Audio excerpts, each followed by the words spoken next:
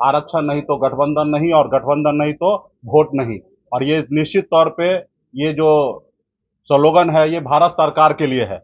हाँ, मेरे नाव पे बैठना पड़ेगा। कोई ये उम्मीद करे कि मैं उसके पीछे पीछे चलूं तो ये वो कल्पना करना भूल जाए।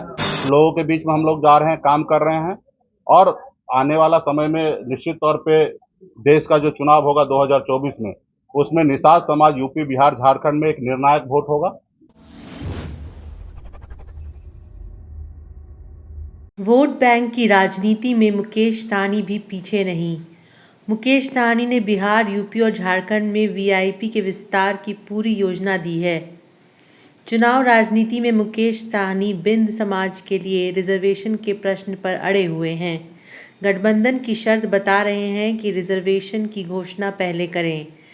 रिजर्वेशन नहीं तो गठबंधन नहीं, और रिजर्वेशन नहीं तो वोट नहीं, ये उनका नारा है।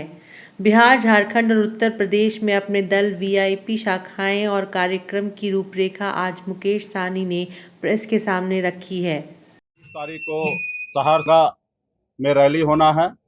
1 दिसंबर को झारखंड में पलामू में और रोहतास में रैली होना है। 2 दिसंबर को शनिवार को जौनपुर और उत्तर प्रदेश में होना है। उसके साथ ही कैमूर में होना है। 3 दिसंबर को पीरपैंती, भागलपुर और मुंगेर में होना है। 5 दिसंबर को साहेबगंज झारखंड में और नौगछिया भागलपुर में होना है। और 6 दिसंबर को बेगूसराय और मुजफ्फरपुर में होना है। तो एक साथ में 14 रैली होना है। एक दिन में 2 रैली होना है, और लगातार 1 हफ्ता तक रैली चलेगा, जहां पे लाखों निषाद वहां पे पहुंचेंगे, और वही संकल्प दोहराया जाएगा कि अपने हक अधिकार के लिए लड़ाई लड़ना है, अपने पार्टी के साथ रहना है, अपने बच्चे के भविष्य के लिए लड़ाई लड़ना है।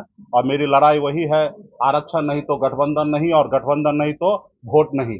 और ये निश्चित तौर पे ये जो स्लोगन है ये भारत सरकार के लिए है, क्योंकि हमारी लड़ाई जो है भारत सरकार को ही आरक्षण पूरा करना है। क्योंकि बंगाल में निषाद को आरक्षण मिल रहा है, सभी उपजाति को, बीन बिल्दार, नुनिया, मला को, सबको आरक्षण बंगाल में मिल रहा है। दिल्ली में निषाद के सभी उपजाति, बीन बिल्दार, नुनिया, मला को आरक्षण मिल रहा है, लेकिन बिहार में या झारखंड में, उत्तर प्रदेश में नहीं मिल रहा है। तो मेरा मानना है कि देश एक है, देश के प्रधानमंत्री एक है, देश के गृह मंत्री एक है, देश का संविधान एक है, फिर हमारे साथ कहीं ना कहीं भेदभाव हो रहा है। 75 साल से लोगों ने हमें यूं ही वोट लेते रहा, हमें बेवकूफ बनाते रहा। जाति आधारित गणना में आपने देखने के लिए मिला होगा कि बिहार में 0.10% निषाद समाज है। अगर 1 नंबर में ओबीसी में अगर हमारे यादव भाई है, तो दूसरा नंबर में निषाद समाज ही है, जो 0.10% की संख्या में पूरे बिहार में है। तो और अति पिछड़ा में 36% हमारे पास संख्या है। तो निश्चित तौर पे आने वाले समय में वोट से ही सारा परिवर्तन होता है। बाबा साहब भीमराव अंबेडकर ने कहा था कि अब रानी के पेट से जो बच्चा जन्म लेगा, जरूर नहीं कि वही राजा बनेगा। अब राजा वो बनेगा जिसके पास वोट होगा। तो वोट हमारे पास है। गरीब जनता का वोट से ही देश का प्रधानमंत्री चयन होता है, और गरीब जनता के वोट से ही राज्य में मुख्यमंत्री बनता है। और 10% वोट हमारे पास है।